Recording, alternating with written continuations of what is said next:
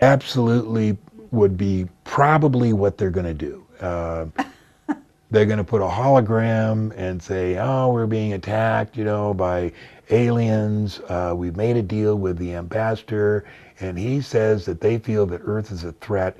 But if you all take any weapons you have and turn them in, that they'll give us a second chance. I would take them and freeze them in a position 20 miles out at 7,000 feet, at 560 miles an hour, put them in the seat, say, you know, and then give them 2 minutes of looking at the horizons, show them where the World Trade Center is, and say, I'm about to release you. When I do, you'll have 1 minute and 50 seconds to hit dead center. It's impossible. At the height of my career, as proficient I was in every kind of airplane, there's no way I could have done that. I mean, it's just too complex. For the same thing with 2012. It's just going to be a year like every other year. We're going to continue to have these wars.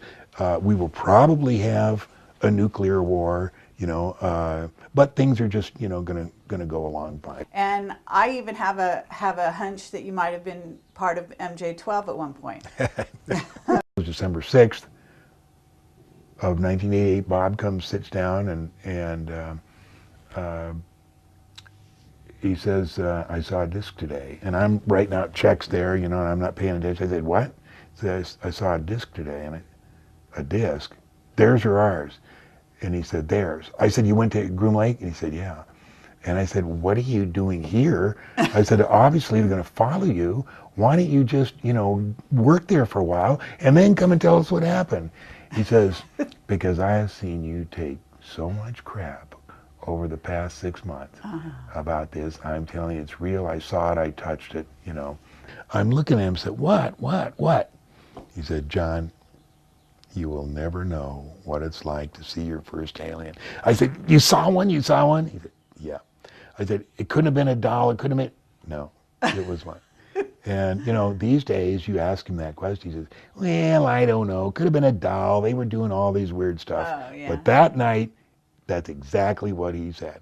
You know, the way security like that works is when they give you a clearance, and when you're deep inside like that, they tell you, look, John, we've given you this clearance, and of course we expect it to keep you secret, but we know that, you know, every once in a while you may accidentally mention something at a party, you may have had too much to drink, and you think it'd be interesting to talk about this, and we just want you to know that, you know, we don't really care, we won't hurt you, but we will kill your wife, your children, your mom, your dad, your parakeet, your dog. Hi, I'm Carrie Cassidy, and this is Project Camelot, and we are very happy to be returning to see John Lear and do a retake and a new interview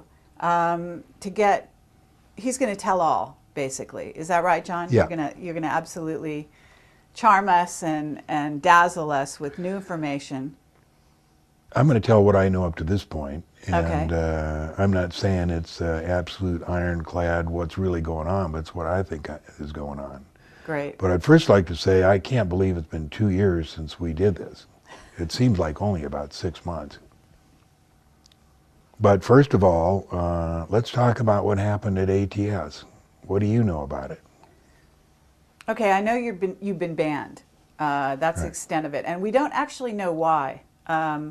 What we know about it is that, or what we think we know, is that it's a CIA front and managed by the CIA. So if you've been banned, it might be that you're getting too hot. That's what I think. And when I first joined ATS maybe 3 years ago, I thought, you know what? This is just a collection point for what people think is going on, so that they know what the general public thinks is going on. And they have a bunch of debunkers there that are, you know, paid to go in there, and somebody talks about something, they say, oh, no, here's what's really going on. You know, so they generally influence public thought. But then I started to throw some, you know, interesting stuff in there, and they didn't say anything. So I thought, well, maybe it's okay. So starting about 4 months ago, I started throwing some really secret stuff in there, which I'll tell you later. And it has to do with Navy submarines. It has to do with what the space shuttles do. And then pretty soon, you know, I'm gone. And the mechanics of exactly why I'm gone is Jeff Ritzman and David Biedny were two of the main Myers debunkers. Now, the Myers story was true. There's no doubt about it. Oh yeah, absolutely. He took pictures, he went on rides. I don't care whether you say that, you know, there was pictures of dinosaurs or the lady came out of Sears magazine. That's all contamination. The fact is it was true. And so I really don't have time to support the Myers thing, other than in the thread I would come up every once in a while and say, hey, look, you know, I'm busy with other things. If I had time, you know, I'd tell you exactly how the Myers thing happened and why I believe it. But all I want to tell you is the Myers case is true and John Lear believes it's true. And that's the bottom line there. And I'm telling you, I would get hit so hard on ATS, just pages and pages of people knocking me, particularly Jeff Richardson and David Biedny. So one day, I got a list of everything all the insults they made of me, and there were 16 of them. And I put them, you know, at the end, I said, you know, it's funny that any other thread, people would be taken to task for insulting another person, but apparently on the Billy Meyer thread, it's okay to insult John Lear, and I put these 16 things. Well, that was on a Sunday evening. Monday morning, I wake up, go to log on, and here's Skeptic Overlord. What's his name, Bill? Bill Irvin. Pardon? Bill Irvin. Bill Mark Irvine. Allen is the other one. Says, you know, we've post-banned you here until you can prove that what you said that Ritzman and Biedny posted were true. We've had our best moderators, and they can't find a single quote that was true. So all we need is your help. And I'm thinking, holy smokes, I just, you know, got all that, copied all that yesterday. So I started to worry because it never even occurred to me to go back and check to see if it was still there. Wow. I just assumed if Bill Irvine said it wasn't there and his moderators said it wasn't there, then it wasn't there. And so what I thought was one of the moderators was in on it and it's gone. And the only hope I have of recovering it is going into the archives. So that was like about 8 in the morning. And the whole day long, here's Bill Irvine coming back every 2 hours. John, you know, we can't find any of this. We need your help, you know, with a few little minor digs in it. So I'm waiting for Ron Schmidt to get off work at 6 so he can show me how to go into the archives. So finally, just before I went over to Ron Schmidt's that Monday, about 5 o'clock, I said, you know, I'm just going to take a look and be sure that it's not there. And I found every single quote still there. So I laboriously took the time to copy every one and paste it on this one piece of paper exactly where it was, send it to Bill Irvine, and he sends me back an email, says, Jeff admitted it, it's a done deal. So in other words, the moderators were kind of like in collusion with this guy, Jeff. No, it turns out that none of them were colluding. It turns out that everything was still there. But Irvine said all his guys couldn't find those quotes. But that's what I'm saying. If they couldn't find the quotes, then they suddenly found them. Then in a certain sense, it sounds like they're working with Jeff. That could be. Anyway, Bill said if we all agree to keep this between us. I said, no, I don't agree to keep that between us.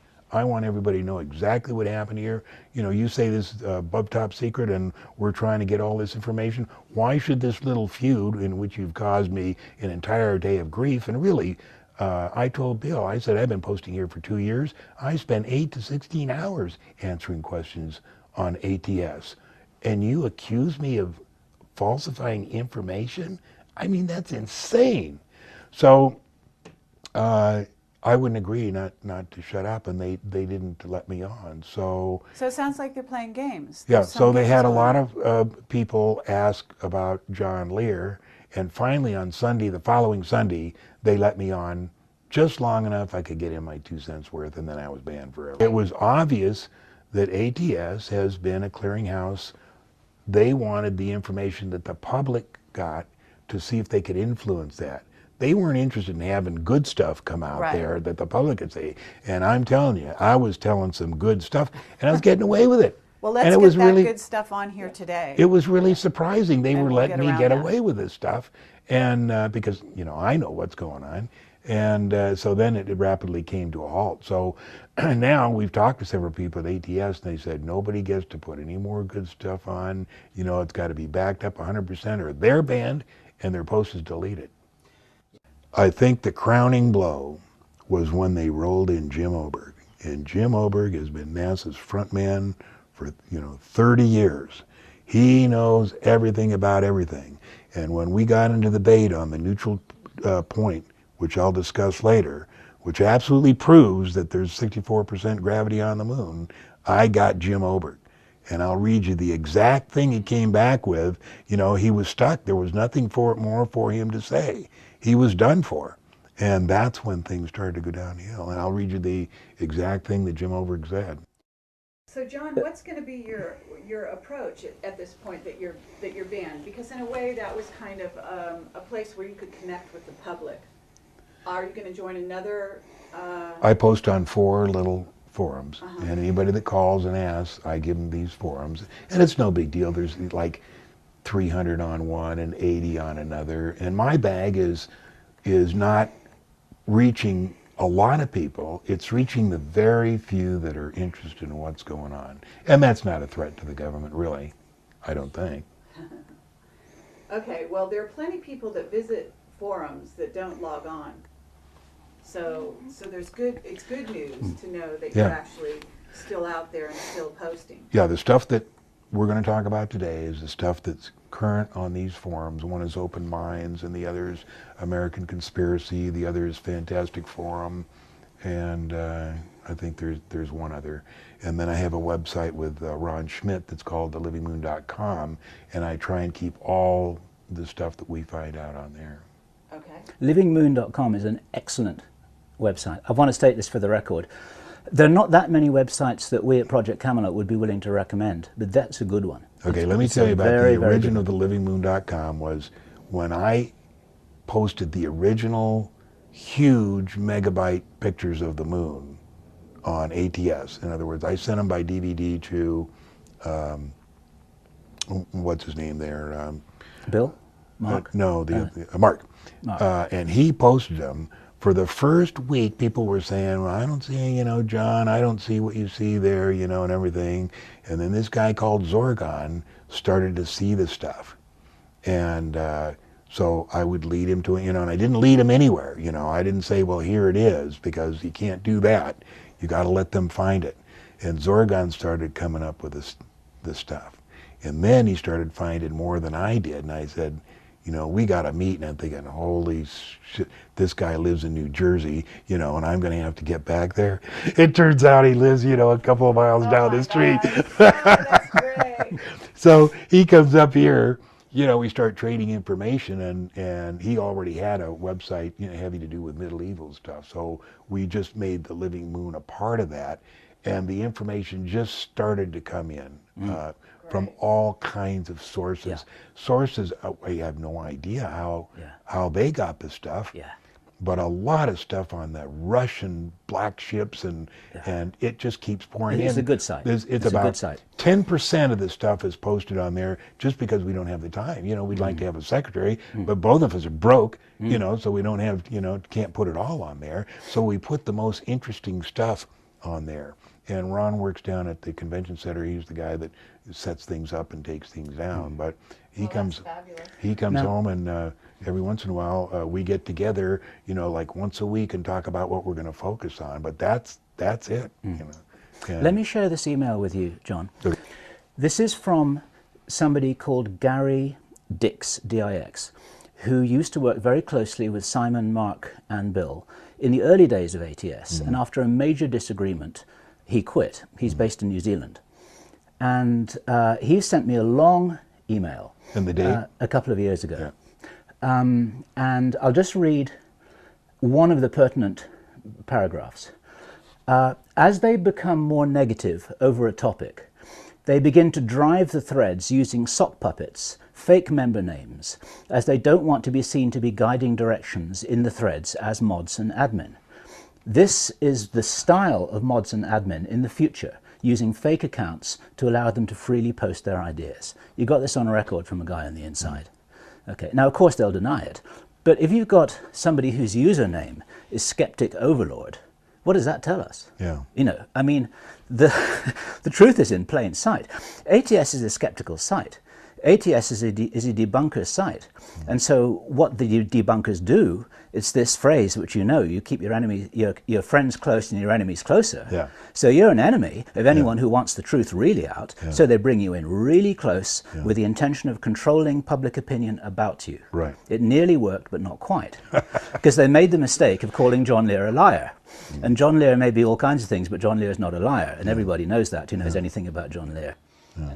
But what are the chances of, you know, me posting those pictures on ATS, you know, and the one guy who starts seeing the good stuff lives, you know, 3 or 4 miles down the road? I mean, it was really great. It's freaky. But that's how synchronicity works. And every day I see an example of synchronicity.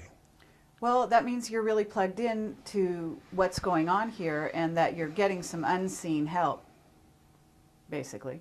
I mean, a synchronicity is just being in sync with the universe in a major way. Right. And everything is going in that direction, basically the direction of disclosure and truth. So on that note, let's kind of dive in here.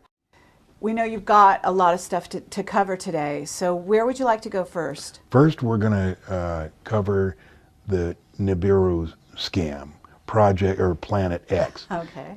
It is not there. It is not going to cause a problem in 2012. It's a scam. I see it working from every different direction. It's just a plot to keep us, you know, in a state of anxiety. Everything's going to go along just as normal.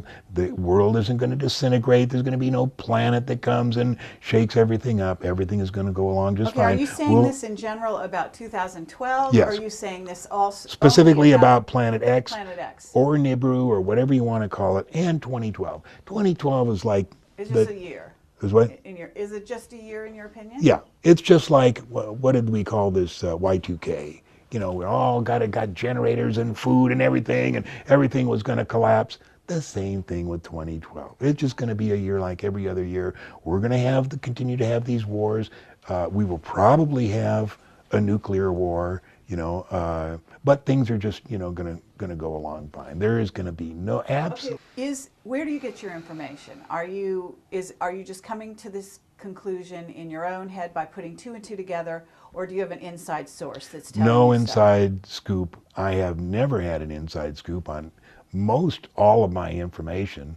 You know, I've come out with it myself, and it's more fun like that because people say, you know, who told you that gravity on the moon is was 64% and there's an atmosphere? Well, there's a lot of books out there, but basically I'm the guy that came out and said, yeah, there's gravity on the moon and there's the atmosphere on the moon. Well, as far as why should we believe that you would know this? I mean, is it because you were a pilot, because you're trained in a certain way? Where is your trail coming from? Well, as far as the gravity on the moon, we're going to talk about the Boyle-Aldous-Newton law of inverse square. And we're going to talk about how usually NASA convinces you using Newton's gravitational law, which assumes the mass of the Earth and the Moon. That's not what you want to use. You want to use Boyle-Aldous-Newton law of inverse square because you don't have to care what the mass is. All you need to know is what the distance is and where the neutral point is. If we know where the neutral point is, the size of the planets, we can figure out what the gravity is. Now, we know what the neutral point is because, number 1, Wernher von Braun told us. Number 2, the crew of Apollo 17 told us. And 3, and one of the other Apollo missions told us. And it's about 38,000 or 39,000 miles. And if you work out the law of inverse square, it comes out to be the moon is 64% gravity of the Earth. That's all there is to it. You don't have to assume mass. And as far as Planet X and Nibiru, that's based on 65 years of listening to bullshit, you know, about, you know, what's coming on and, you know, what disaster is coming next. It's just, you know, I know that there's nothing going to be happening. It's just Okay, BS. let me ask you, just because we have several witnesses that are giving us evidence I and know also you do. some secret I know you evidence do, in and this that's regard. why Now, we're certainly in question about this. We have not reached a conclusion ourselves. However, first of all, there's the South Pole Telescope. There's also the interest of the Vatican and the Jesuit footage that came out, with Barbato.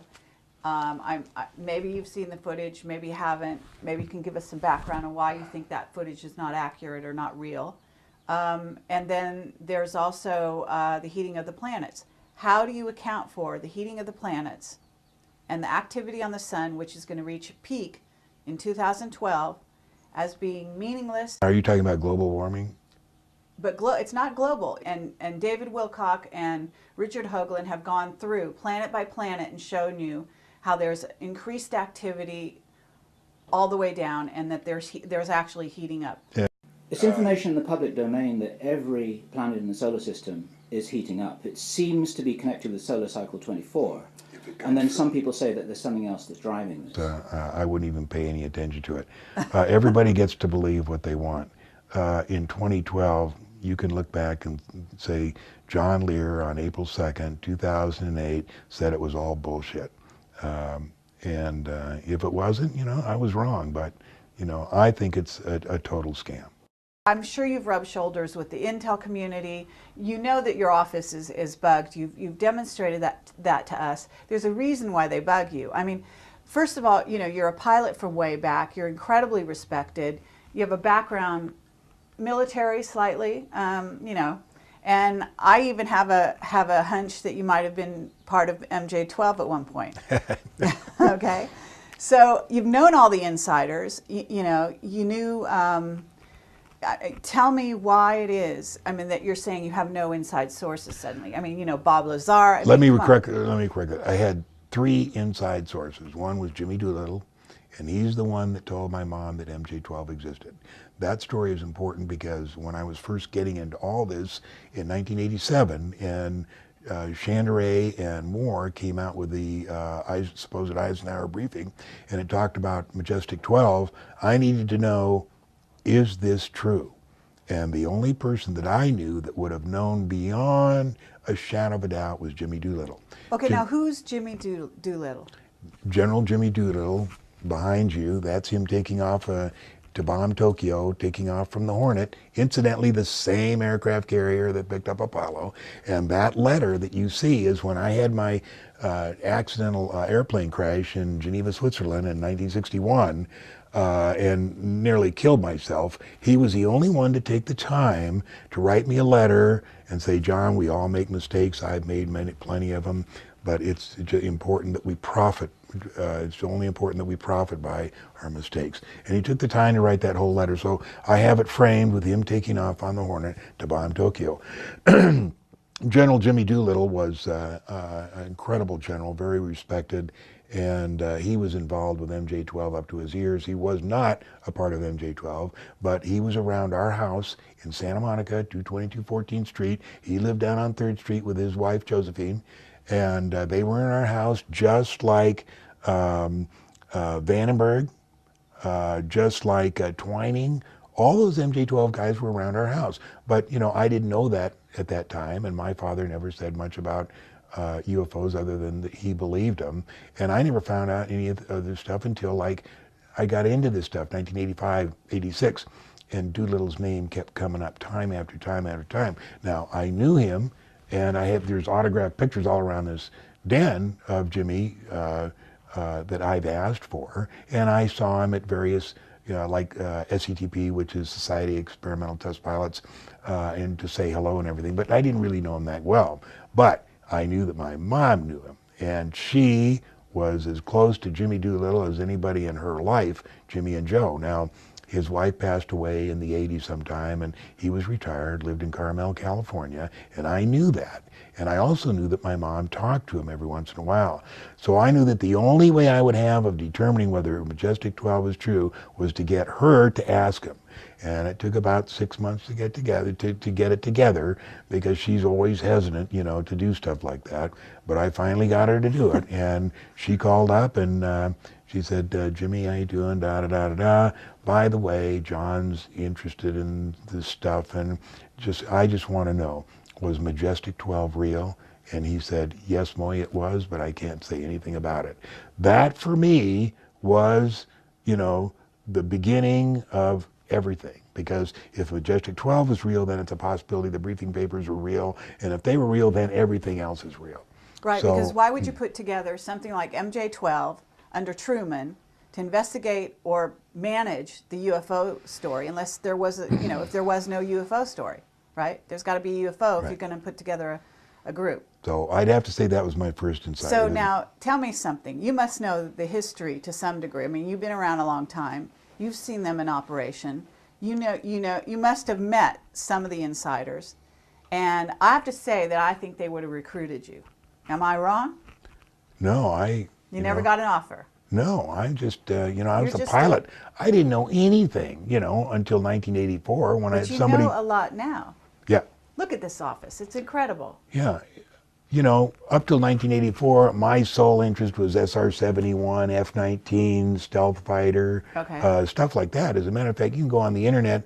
John Andrews, who was vice president of testers and eventually made the sport model. Right. You know, he and I had letters going back and forth. He'd say, hey, you ought to look into this flying saucer deal. And I'd say, no, it's bullshit. You know, I don't need to waste my time. That letter's on the internet. You know, my interest didn't start till, you know, in 1985, I think we had I used to run the reunion for all the Southeast Asia pilots that, you know, that worked for CIA, and I'd run the reunion here in Las Vegas called China Post 1.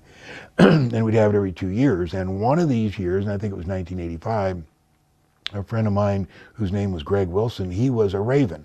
Now the Raven were the Air Force guys they'd take out of the Air Force, sheep dip them, they'd give them civilian ID, they'd come into Laos and they'd fly, you know, the O-1s, and they were the Ravens, and they'd go out on the PDJ and all around and do all kinds of amazing things.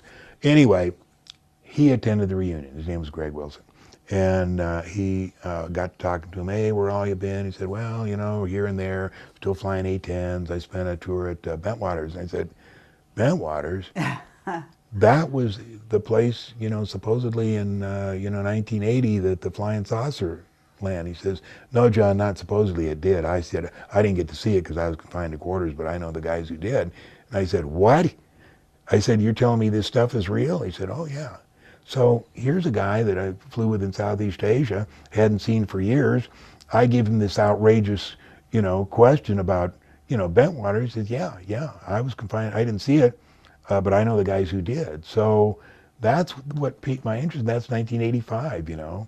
So, you know. So you've got more, you've got insiders coming to you, you've got insiders that are friends. I wouldn't say he was an insider. An insider like is Bob Lazar. Right. And the only other insider, the real insider, I mean the guy, and it's been like, you know, if you guys were here 2 years ago, that's probably been like 5 or 6 years ago. I can't remember when I met, well, I know when it was. Yeah, it's been a long time ago. It's been almost 20 years. I used to live up in Idaho. He was retired. He told friends of mine a lot more than he told me. But just before he died, he came down to Vegas and more or less said, what do you want to know? And I didn't even know what to ask. And his name is? Are you at liberty to tell us? No, because, you know, the deal, the way security like that works is when they give you a clearance, and when you're deep inside like that, they tell you, look, John, we've given you this clearance, and of course we expect it to keep you secret, but we know that, you know, every once in a while you may accidentally mention something at a party, you may have had too much to drink, and you think it'd be interesting to talk about this, and we just want you to know that, you know, we don't really care, we won't hurt you, but we will kill your wife, your children, your mom, your dad, your parakeet, your dog, you know, everybody else, but you'll be okay. So that's why people don't talk, and people say, well, he's on his deathbed, why wouldn't he talk? That's why, is because they make it clear. It's not him that's going to get hurt, it's every every person in his family, and then starting with his best friend. Towards the end of his life, I saw him 3 times. I drove to Idaho to see him twice, and then once back here. And when I was in Idaho, he didn't tell me all that much, but he did tell me one interesting thing that never made sense until this year when I find out, you know, the information I'm getting is just growing exponentially. Every time I get someplace, you know, then I'm led to someplace else, and it's just so much information coming in. Anyway, what he told me was that he worked on a project, a mining machine for the moon. And this thing was being built in the south somewhere. He didn't tell me where, but you know, I'm imagining Arkansas or Alabama, someplace like that. He said, John, this thing was so big. He said that when I finished it, he said, I have a private license. I rented an airplane just to go up and fly around to see how mammoth this thing was. And I said, well, can you give me an idea? He says, acres. I said, wow. I said, how'd they get it to the moon? He said, I don't know. And that's how projects like that work. He doesn't have a need to know how they got it to the moon. His job was to build it, you know, and they're not going to tell him any of that. That's how compartmentalization works. You know, that's one. We've been told by somebody, he told us that Project Lunex and Horizon were never cancelled, they just went black. Absolutely. And Project Horizon is on our website, right? Yes. Yeah. The only thing we get, we've got 4 of the phases of Project Horizon except one. I think it's number 2 that we need. So I'll show you that and show you what we're still looking for. Can you just tell me one thing? Have you been threatened? Never. Never the slightest bit. Okay.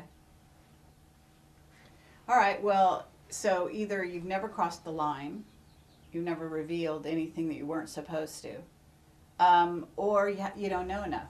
Is that Or right? you're doing someone a favor. Or somebody's protecting me.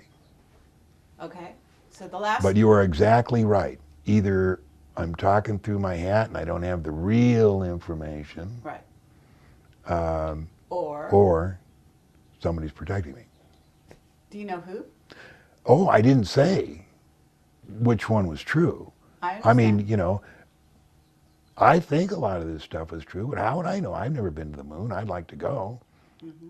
If I go and somebody can arrange a ride, like Bob Lazar, he says he's going to have his spacesuit on while we're standing, you know, in the airlock there. And when it comes up like that, he says, you know, at least I'm going to have some air, you know, and I'll watch you suffocate. And I said, no, I'll be able to breathe normally.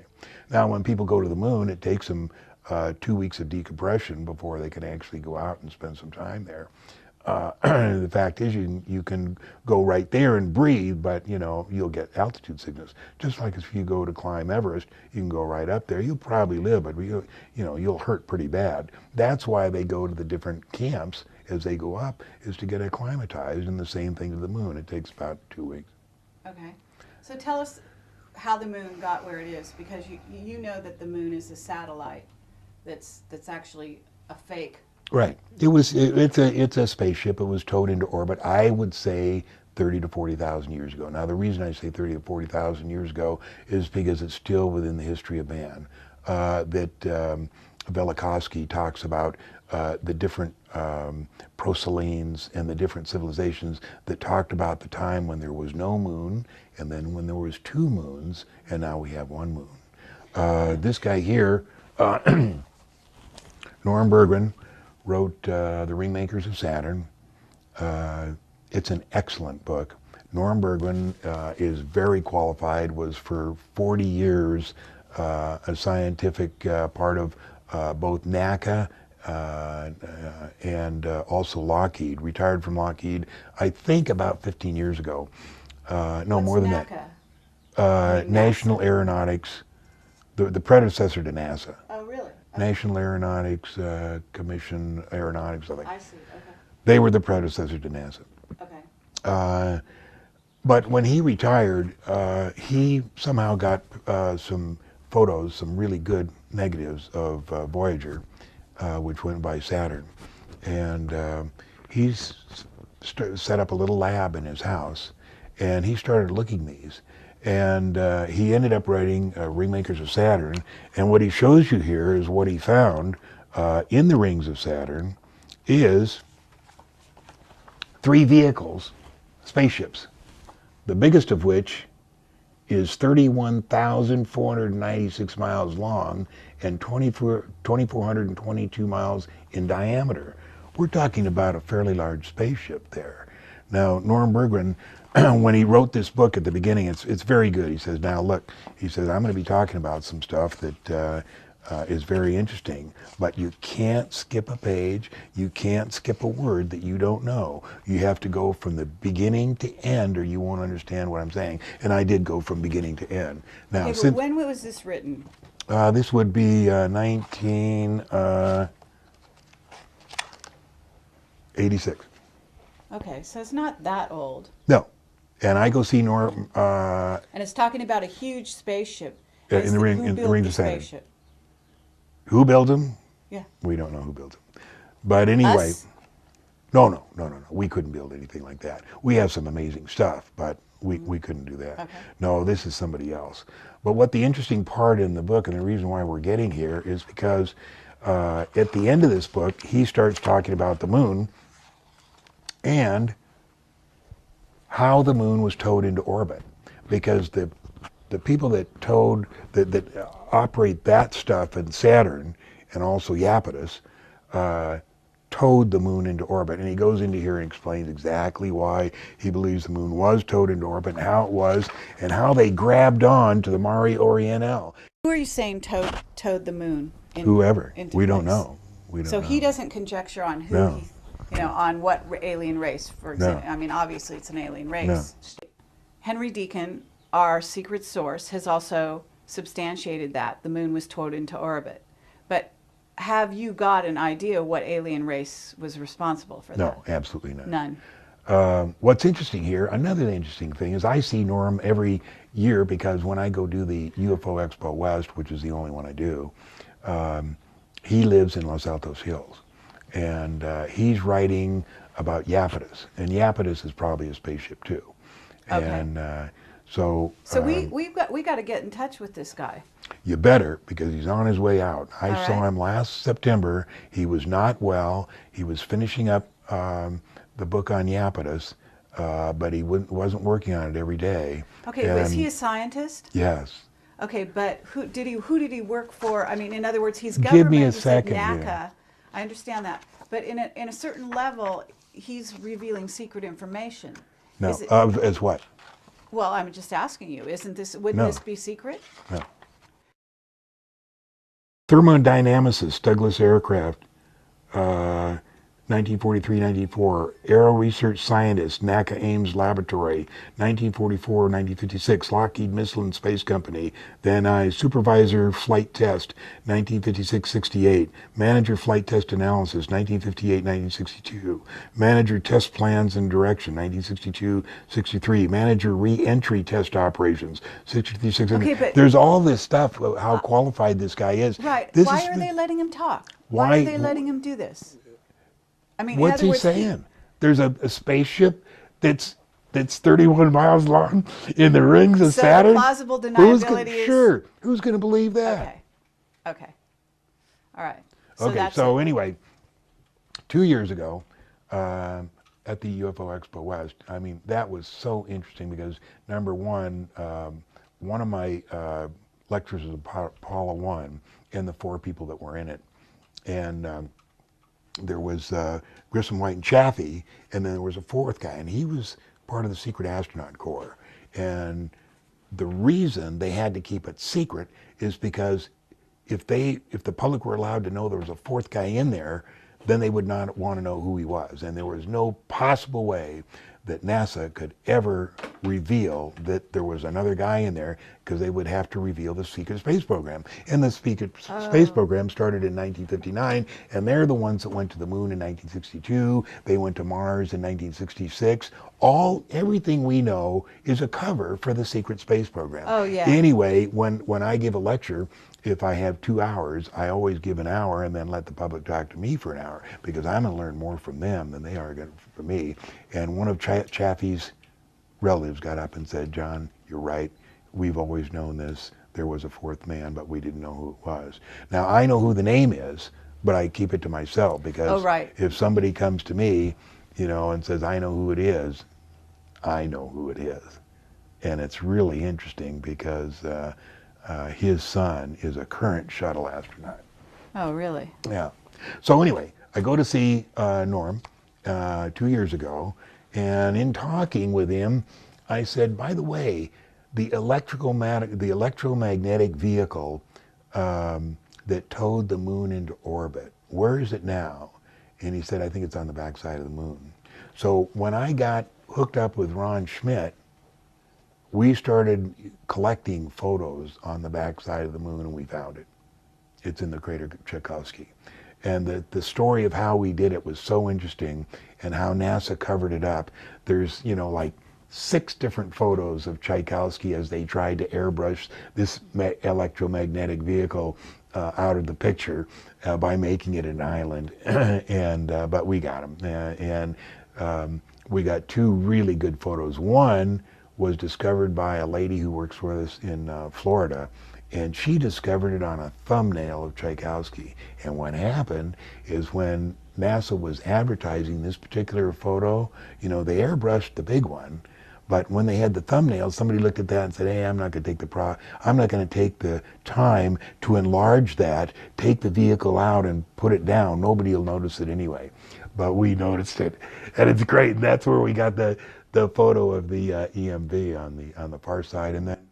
And Apollo 15 flew over it, and they got some movies of it, and it's just a quick shot, but it's really interesting. The secret astronaut who was killed, his son is a shuttle astronaut. Correct. Okay. And this is interesting because it sort of shows how they bring someone into the fold who might have something to tell the world at a later date. Right. But if he's a shuttle astronaut, he's not going to talk, Right. right? He's in the fold. Right, same thing with Grissom's son. Oh, really? He's in the See, program. this would be an interesting investigative angle, would be, what about all the sons and daughters of the astronauts? Do they all work for the company? Yeah, it would be. Now, Gus Grissom, you know, when the fire started, you know, every single story you read will say that, you know, there's like 3 words spoken. Chaffee said, fire. Somebody said, you know, it's getting hot in here. But in every single story, Grissom doesn't say anything. Now, as you know, Grissom was the most highly critical and vociferous astronaut in that program. He came out, you know, before they were supposed to go up there, he said there's 60 major things with this wrong. How can we possibly be flying this? He's the one that hung the lemon over the Apollo, you know, and NASA hated him. Now, I've been told by guys I consider insiders, and there's another one, call him number 4, that NASA didn't specifically kill those guys, but they let it happen. They knew it was going to happen, and they just let it happen. But why? Well, there was a number of reasons. Number 1, they needed more time. They needed to get the program back on schedule, and the only way they could do that was have a horrendous accident, and they wanted to get rid of Grissom. And so, as you know, the New York Times, and I forget the guy, the story the next day was that he talked to NASA, and they said that the tape was gruesome of the last few minutes. And of course, we've all heard that Grissom didn't say anything. We all know what he said. He was saying, you know, you bastards, you've killed us all. You know, I knew this was coming to this. You know, I hope you all watch us, you know, die, and just really bad. So I'm sure that's what happened. And I saw another quote just yesterday, and I can't remember what it was, about how gruesome the tape was. Wow. We'd like to ask you if Clark McClellan has got something to say about this as well. Yeah. We're in touch with Clark, but we haven't met him. Clark's a great guy. I've known him since 1990. We've never met, but we've always talked on the phone. You know, I've always tried to get his notes. He has his book ready. He has 3 books. He doesn't want to publish one of them. He wants to publish all 3. I don't blame him. He knows a lot of stuff. He knows, as you know, much more than I'm telling you. Do you think that he's actually going to get his books published? Are they going to let him out there? Not a chance in hell. Okay. The only thing, you know, I'd like to get him, but you know, Clark is so pissed, and I don't know what happened, but I know he is the insider of NASA. There's nobody in the position, that could come out and say more than Clark. I mean, he was there from the beginning. Okay. But they've done just about everything but kill him, haven't they? He hasn't got a penny. And I don't know why they Yeah. haven't killed him. Absolutely. Anyway, one more thing I'm going to tell you about Norm, because we're going to get into it later. I told Norm the last time, last year I went to the UFO Expo, and well, I'll tell you, got some good information. But anyway, I went to see Norm, and he's not well, and he's had several surgeries, and I expect any day to hear that he's passed away. He's 87, and I said, Norm, I said, I'm thinking that the airplanes that crashed into the World Trade Center were holographs. And he said, John, you're probably right, and here's why. He said, just before I retired, I was driving down on the Bayshore Freeway to Sunnyvale, and he said I had a friend in the right seat of the car, and he says, like it was about 8 o'clock in the morning, maybe 8:15. He said, we're driving south, and we saw this shadow, and we looked up, and here, he says, it wasn't a 747, but it was a huge 4-engine airplane. It wasn't 200 feet above us. And he said, we looked out and looked at this thing, and he said, of course, we're 20 miles from San Jose, and 30 miles from San Francisco. There's no possible way an airplane could, legitimately be flying right there. And he says, we watched it for about 10 seconds, and it went just like you turned a light bulb out. And he said, if that was a contemporary holograph, presentation of a holograph, he says, then you're right. And that's the very holograph, interesting. the holographic technology is so far advanced that people just wouldn't believe it. But the other day I had a lady here that was helping Marilee on a casting program. Actually, she hired Marilee. She was from New York. She had 2 degrees from Harvard. She was just a wonderful, smart, receptive lady. And we were talking about holographs. She says, well, let me tell you. She said, about 5 years ago, I was invited with about 15 other television executives into a private showing in Hollywood. And there was a little auditorium. It wasn't very big. It could seat like maybe 30 people. And the presentation was called The Future of Television. And she said, I don't remember if Steven Spielberg was there, but everybody else was. And she said it was brightly lit, and there was a stage and a podium on the stage, and we're sitting there, and this guy comes out from behind, and he's a kind of East German accent, East European accent, white hair, has glasses, and he comes out and he starts telling us the history of television and how they came up with the first cathode ray tube, and how they did this and how they did that, and he walks down in front of the stage, walks up one of the aisles, he's polishing his glasses, walks back up to the stage, and she says it was pretty boring. She says after about 20 minutes, he wraps it up with something, and that's the history of television. He puts his glasses on, and just like a light. He disappeared? He was a hologram? Yeah. And wow. that was 7 years ago. So that's what television is coming to, is you won't have a screen. Right. You'll just turn it on, and it'll be happening right there. It's right there.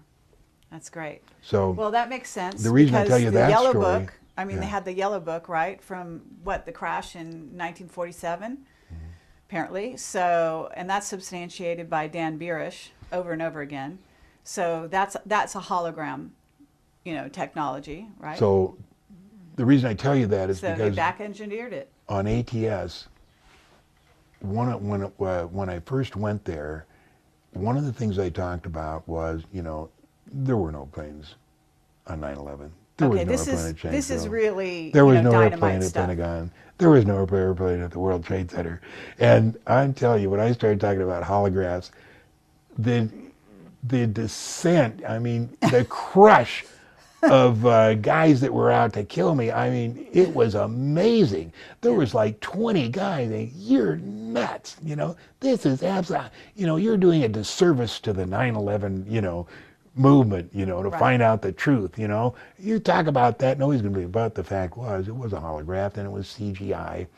And Right. So can you take us through that? Take us through why you think that's true and how you got, I mean, you're a pilot. You certainly have, you know, a vote in whether those planes had the capacity to hit those buildings, because our Henry Deacon has told us some very interesting things also about those planes. Actually, he thinks they were remote controlled.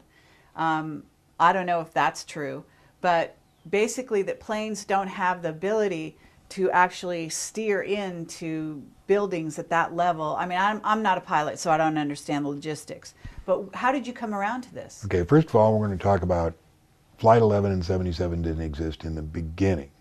The Bureau of Transportation Statistics has no record of them taking off, has no, you know, so let's forget about them because they did not exist. So now we're just talking about 175 and Flight 93. Flight 93 allegedly crashed at Shanksville. Anybody who has any background in accident investigation or any background at all can't possibly believe an airplane crashed. There was no wreckage. It just simply could not happen.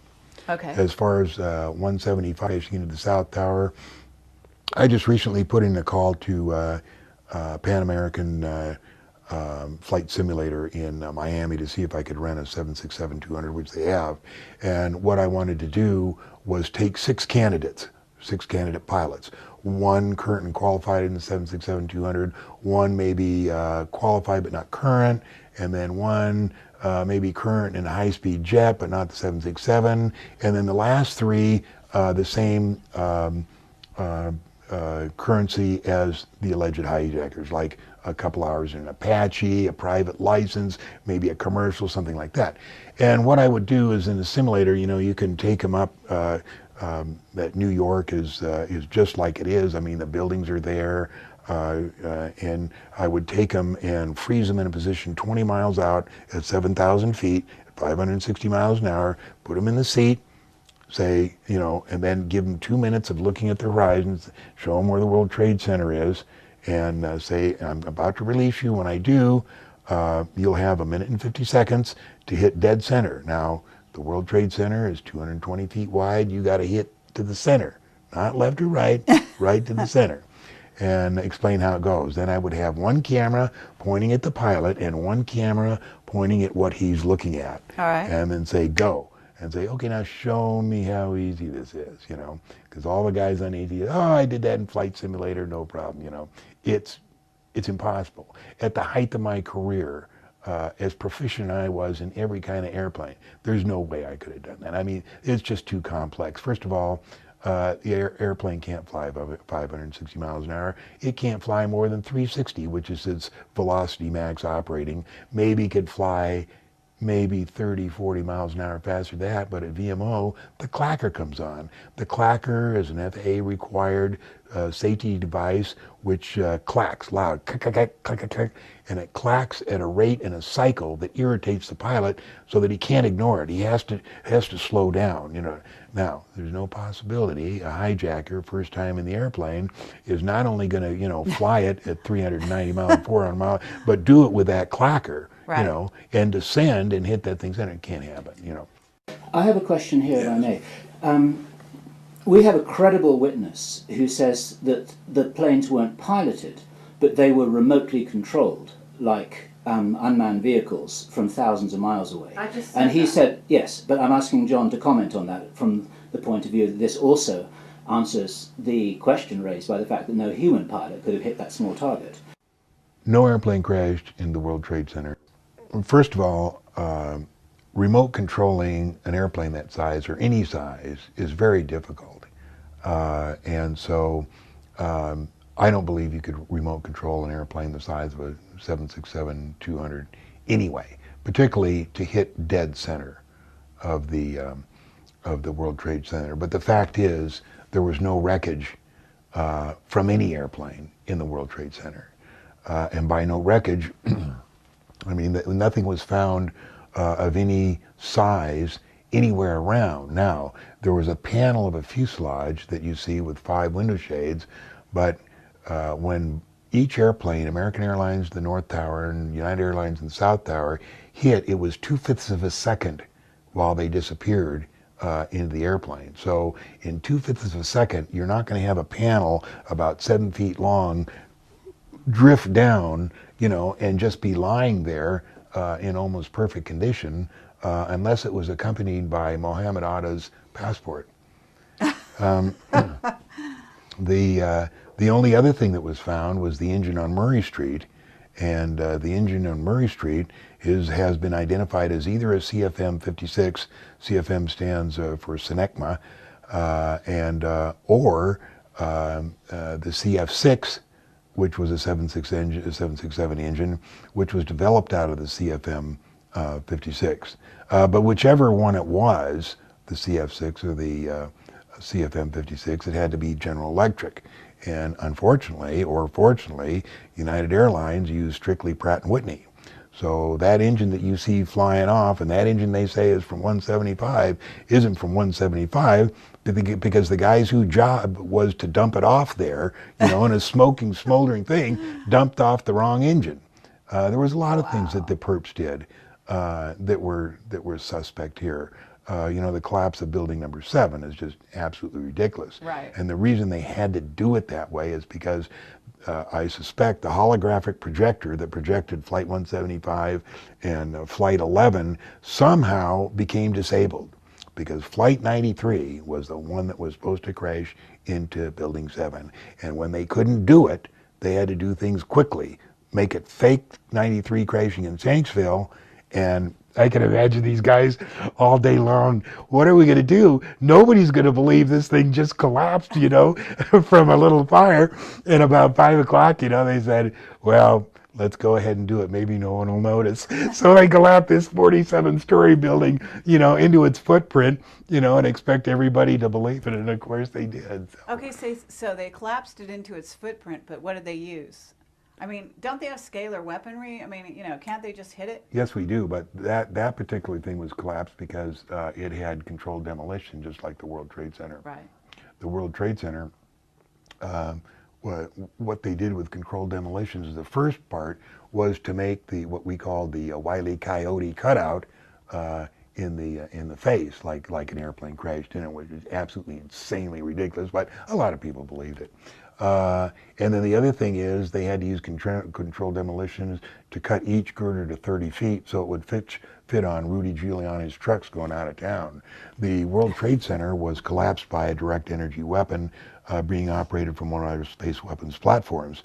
And the reason we know that is because of the size of the dust that was left of the concrete. It was approximately 80 microns, and that's what a direct energy weapon collapse, when it's pointed down, that's what it uses. It's called molecular disassociation. I mean, it just disassociates the molecular structure of concrete, and that's why all that dust was there. There was just nothing left. That's why the basement of the World Trade Center was molten for 6 weeks, is because when it finally does hit the ground, it heats it up so much you can pour as much water as you want. It's not going to cool off for a time. So I believe that all of this was controlled by the E-4B, the doomsday airplane, the 747, that was seen flying over the White House. I think there's the one that did the holographic projection, and they also transmitted the CGI, computer graphics, to the different TV channels to show the airplanes allegedly crashing. That's why we had the accidental nose out on one of the buildings. They were the ones that sent the alleged cell phone messages, which never occurred. They did all kinds of stuff. They made probably transponder things for the different ATCs to phone. So you're saying the hologram had to be done by a plane in the air? Yeah. Really? Yeah, it was done by a projector, a holographic projector. Okay, so the technology exists out there. Have you? I mean, and I understand that you talked to your friend who wrote the book, Norm. But where else have you heard about this holographic technology? Ron Blackburn. You know who he is? No. Do you know who he is? No, I don't. Ron Blackburn was with Lockheed for 30 years. He was with the stealth project up at Groom Lake for 20 years. He was the one that I first heard there was aliens at the test site. Now, when I first met him, 10, 15 years ago, he denied knowing everything. Now he's gotten a little bit more lax about what he says. I mean, he said, up at Groom Lake, there's an administration building, just for the aliens up there. Ron was at my birthday party here. So he's retired now. We need to get to this guy as well. He's retired. He's very careful about what he says. Okay. He still has retirement, but he came to my birthday party, and he told us about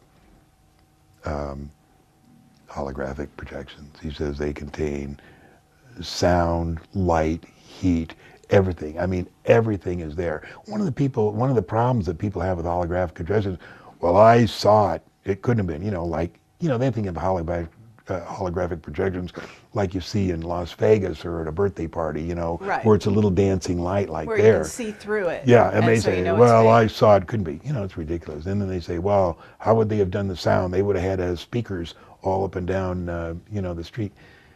It's too bad people, they don't really realize how far we are advanced with our technology. They were fooled. It was a scam. It was a psyop. And okay, so who ran it? basically, I call them the nasty NASA Nazis and the military-industrial complex. And Hoagland tells us exactly who they are and how they took over. And that's who ran it. Now, in March 31st, 2007, last year, a guy named Morgan Reynolds, have you heard the name? Yes. Okay, filed a suit called a quid-em complaint against these 22 companies. And we're talking about major companies here. Science Applications International Corporation, Applied Research, Hughes, all these companies right here are being sued. And what they're being sued for is accepting money for providing a government agency with fraudulent information. The government agency they provided with this fraudulent information was NIST, the National Institute of Standards and Technology. NIST was asked by President Bush to determine exactly why the World Center collapsed. What actually caused it to collapse?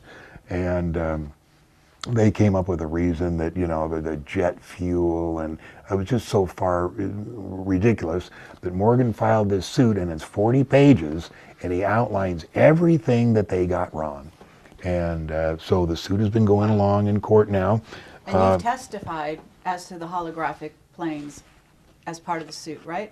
Well, what I did is I affidavit. filed an affidavit on January 28th, 2008, this year, in support of the complaint and in opposition to the motion to dismiss.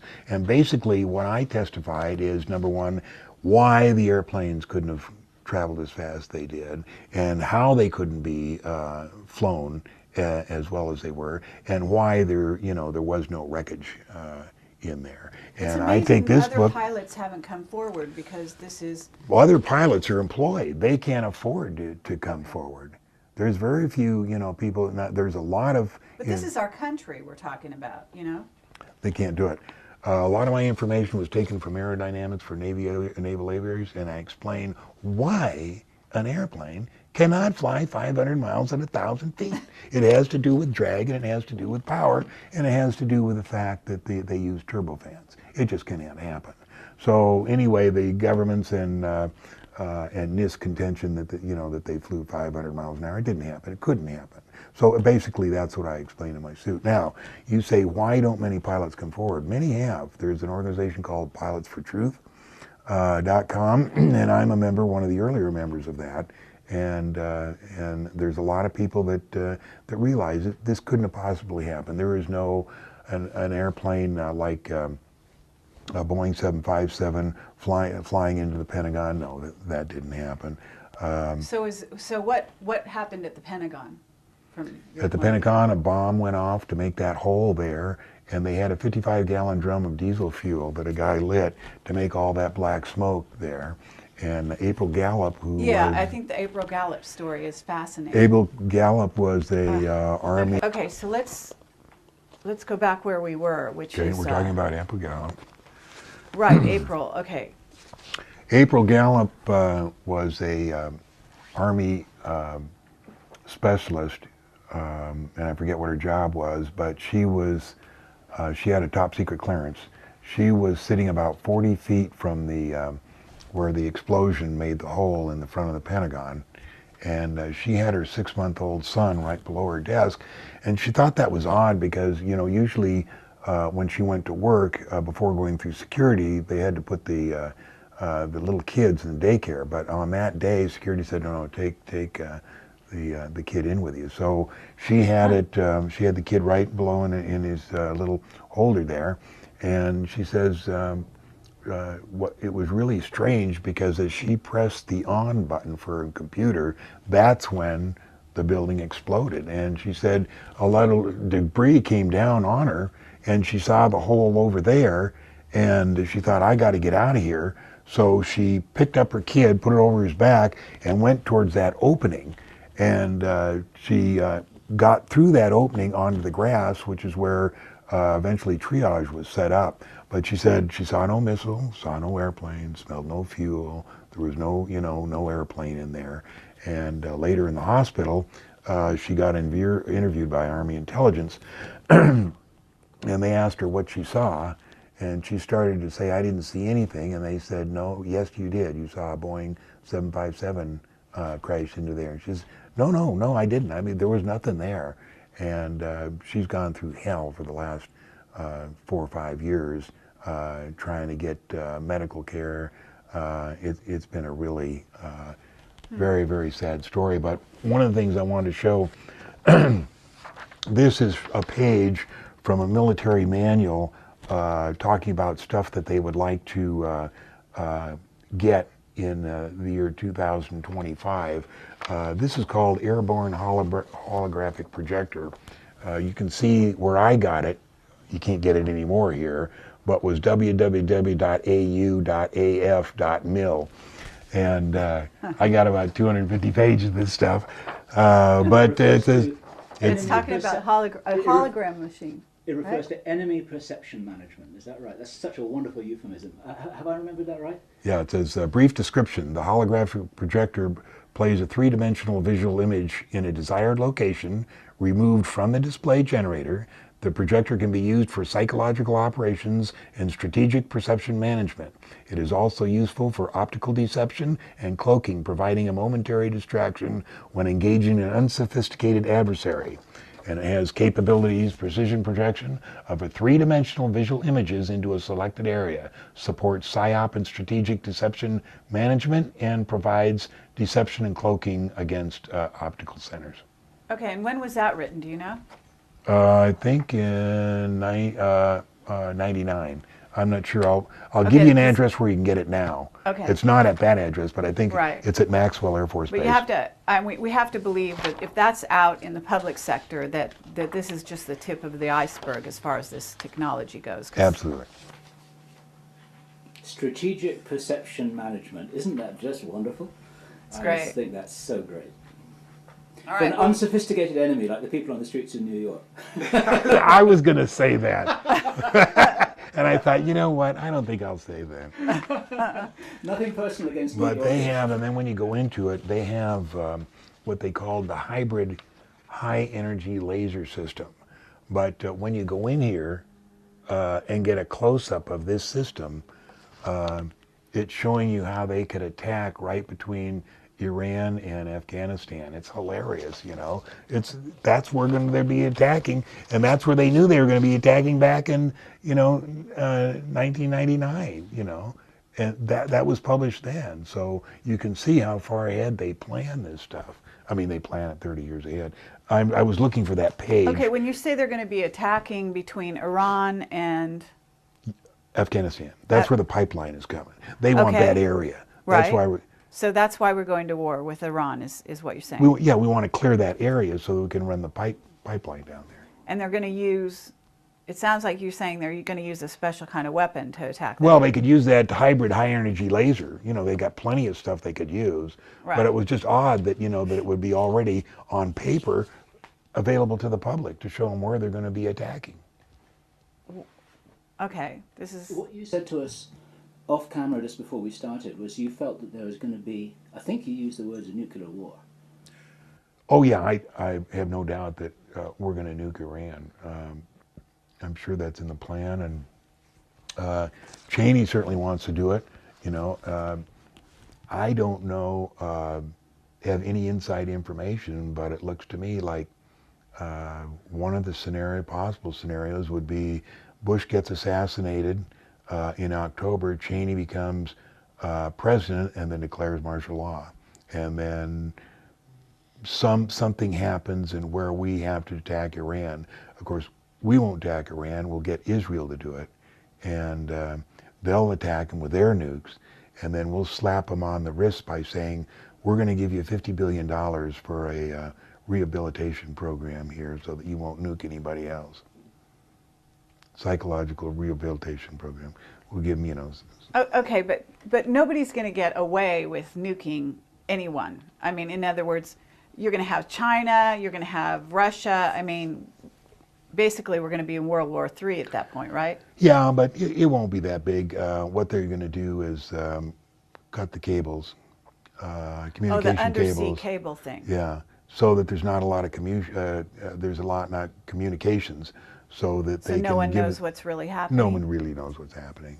You know, it'll be all handled on a upper level. All this is handled on an upper level. All this has been planned in communication with and in agreement with China and Russia. They all know what's going on. So it'll be, you know, just to try out new weapons. Well, actually, this is what, again, our Henry Deacon says. He says China's in on it. There's going to be a war with China, but they already know it's planned. Of course. And like everybody was ready for the Japanese Cayuga and the Chinese satellite, and on ATS they said they'll tell us what's going on, they'll give us the real pictures, and all they did was recycle old NASA pictures, you know. And of course China was very embarrassed. They said these are not recycled NASA pictures, but you could go right to where, you know, yes, that was an old recycled NASA picture. Now what they're doing up there orbiting the moon, if they are orbiting the moon, I don't know, but they're certainly not taking pictures, you know, that they could use for themselves. Why not? Because they're already in on it. They already know what's there. I mean, you know, we So mind what's them. the modus? So what's the MO behind doing all of this? I mean, why are they going to plan wars, nuclear? You're talking about nuclear wars where, you know, millions of people are going to die. Land is going to become uninhabitable. I mean, you know, this is crazy. Even if they like a want good to keep reason. a pipeline there, what's the point in making the land? I mean, you know. You know, they've cleaned up nuclear weapons in the past 30 years. They don't have that much radiation. Why go nuclear, though? I mean, it's so messy. Why would, I mean, you know, I'm not a military guy, but if they've got scalar weaponry and they've got HARP, I mean, you know, they've got earthquakes they can cause. I mean, there are a lot of other things they can do besides going. I mean, that just seems like the nth degree of insanity. Why would they do it? You know, it's like asking, when I talk about Endeavour and the space shuttle being such an outmoded method of getting Right. the IS, and people say, well, you know, if we have all this cool stuff that you say, like, you know, satellites and anti-grav stuff and everything, why do they use the space shuttle? The same thing with the nuke thing. There's levels of secrecy, levels of intelligence. You want to keep a certain segment of the people knowing, just, you know, thinking that the space shuttle is all we got, you know, and nuclear weapons is all we got, so we use those. It's that type of deal. Okay, so you're going to kill millions of people, eliminate. I don't think know. it'll be millions, but it'll be a few. And what is Iran going to do at that point? You know? Oh, they'll get all pissed off. I don't really know what they'll do. Okay, do you have any inside contacts about this? Let's see, about Iran, about nuking Iran? Yeah. No. Okay. What about 2012 and a hologram of an alien invasion? Have you heard this scenario? Absolutely would be probably what they're going to do. They're going to put a hologram and say, oh, we're being attacked, you know, by aliens. We've made a deal with the ambassador, and he says that they feel that Earth is a threat, but if you all take any weapons you have and turn them in, that they'll give us a second chance. So at that point, we have one world government because Yeah. they can put everybody under the same roof, and basically all the countries. You're talking not individuals bringing their rifles. But Yeah, you're talking about individuals. Yeah, that's one of the countries coming things. forward with their. That's one of the things the aliens want, is for all you guys, you know, to turn in your individual weapons so that they don't feel so much of a threat. But aliens, come on. Well, okay, so this is a scenario. It's a in which- scenario where the government wants to disarm us, and the way is to put a hologram up there of an attack, and they say we've been in communications with them, a and common enemy, and, Right. and it's a fake enemy. and you can really help us if you'll turn in all your weapons. Of course, by the time we've turned in all our weapons, you know, there's not much we can do when we find out it's just a scam, like 9/11 was. Yeah, that's a scenario. I'm sure that's going to happen.